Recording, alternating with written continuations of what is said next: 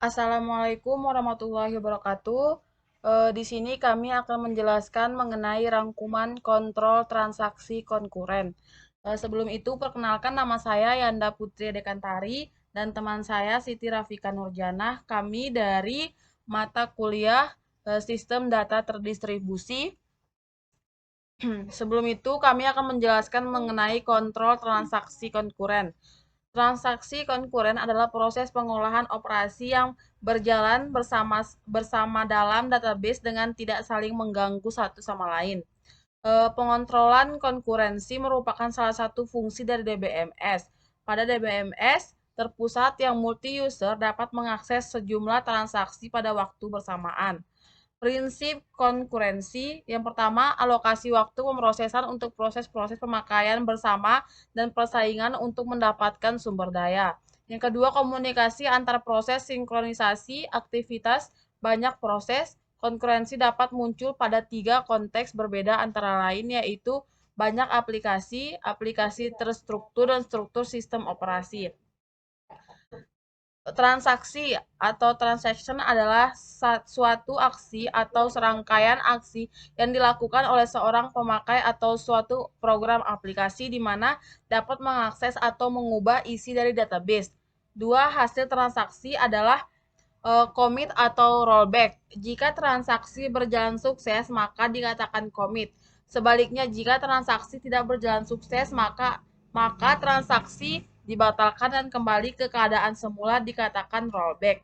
Untuk menjamin transaksi yang dilakukan bersamaan berjalan sukses tanpa adanya tumpang tindih, maka dibutuhkan mekanisme pengontrol konkurensi. Kita akan masuk dalam pembahasan. Yang pertama adalah alasan pengontrol transaksi konkuren dalam basis data. Adapun alasan pengontrol transaksi konkuren dalam basis data sebagai berikut. Yang pertama, lebih baik satu pengguna pada DBMS terpusat dapat melakukan operasi pada basis data secara simultan. Yang kedua, jika tidak dikontrol, hal ini dapat menyebabkan intervensi satu sama lain sehingga basis data menjadi tidak konsisten. Yang ketiga, untuk mencegah DBMS mengimplementasi pengontrolan konkurensi. Kita masuk ke pembahasan yang kedua, yaitu masalah konkurensi. Terdapat beberapa masalah yang akan timbul dalam menjalankan transaksi-transaksi dan konkuren. Tiga masalah yang umum adalah loss update, uncommit dependencies, dan inconsistent analysis. Loss update adalah permasalahan timbul pada saat operasi update berjalan sukses kemudian ditindih oleh operasi update lain yang dilakukan oleh pemakai lain. Yang kedua, uncommit dependency. Permasalahan timbul pada saat transaksi dibiarkan melihat hasil dari transaksi yang belum komit. Masalah ini timbul jika transaksi membaca satu record yang sudah dimodifikasi oleh transaksi lain tetapi belum terselesaikan atau uncommit. Terdapat kemungkinan kalau transaksi tersebut dibatalkan atau rollback. Yang ketiga adalah inconsistent analysis.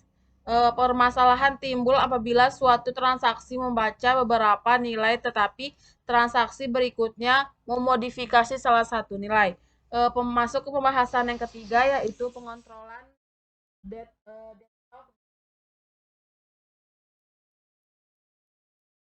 Baiklah, di sini saya akan melanjutkan penjelasan dari Yanda Putra Dekantari, yaitu pengontrolan deadlock dan recovery. Yang pertama, pengontrolan deadlock bertanggung jawab terhadap pendeteksian kegagalan dan pengembalian basis data ke keadaan konsisten yang harus dilakukan. Yang pertama, mendapatkan informasi tentang pengalokasian data pada transaksi. Yang kedua, menggunakan algoritma yang menggunakan informasi tersebut untuk menentukan apakah sistem berada dalam keadaan deadlock. Lalu yang ketiga, menghilangkan keadaan-keadaan deadlock jika algoritma mendeteksi adanya deadlock tersebut. Deadlock juga dapat digambarkan dengan memanfaatkan graph yang disebut dengan graph Whiteford. Yang pertama yaitu simpul untuk menyatakan transaksi. Yang kedua, busur berarah untuk menunjukkan suatu transaksi sedang menunggu transaksi untuk melepaskan penguncian data tersebut. Lalu ada pengontrolan recovery. Recovery itu adalah pemulihan secara umum, pengacuan pada berbagai operasi yang terlibat dalam pemulihan sebuah sistem komputer dan berbagai macam alat elektronik lainnya sangat memungkinkan mengalami kegagalan karena berbagai sebab yang menyebabkan hilangnya informasi tersebut. Oleh karena itu, sistem basis data harus mengambil aksi untuk menjamin automaticity dan readability dari transaksi tetap terjaga. Bagian integralnya dari sistem basis data merupakan skema recovery yang dapat dapat mengembalikan basis data ke status konsisten yang ada sebelum kegagalan. Skema pemulihan juga menyediakan ketersediaan tinggi, yaitu harus meminimalkan waktu dari database tidak dapat digunakan setelah terjadinya kecelakaan.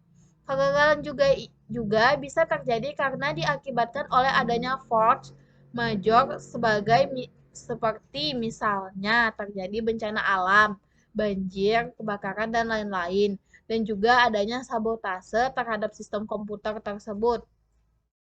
Akibat dari adanya kejadian-kejadian tersebut, maka informasi yang berkenaan dengan sistem basis data akan menjadi hilang. Recovery basis data merupakan suatu proses penyimpanan kembali basis data pada keadaan yang benar sebelum terjadinya kegagalan tersebut. Di sini ada teknik-teknik recovery tersebut. Yang pertama ada yaitu deferred update. Update tidak dituliskan ke database sampai sebuah transaksi dalam keadaan commit. Jika transaksi gagal sebelum mencapai keadaan ini, transaksi ini tidak memodifikasi database dan juga tidak ada perubahan-perubahan yang perlu dilakukan. Immediate update di sini diaplikasikan terhadap database tanpa harus menunggu transaksi dalam keadaan commit. Update dapat dilakukan terhadap database setiap saat setelah log record tertulis. Log juga dapat digunakan untuk membatalkan dan mengulang kembali transaksi pada saat terjadinya kerusakan.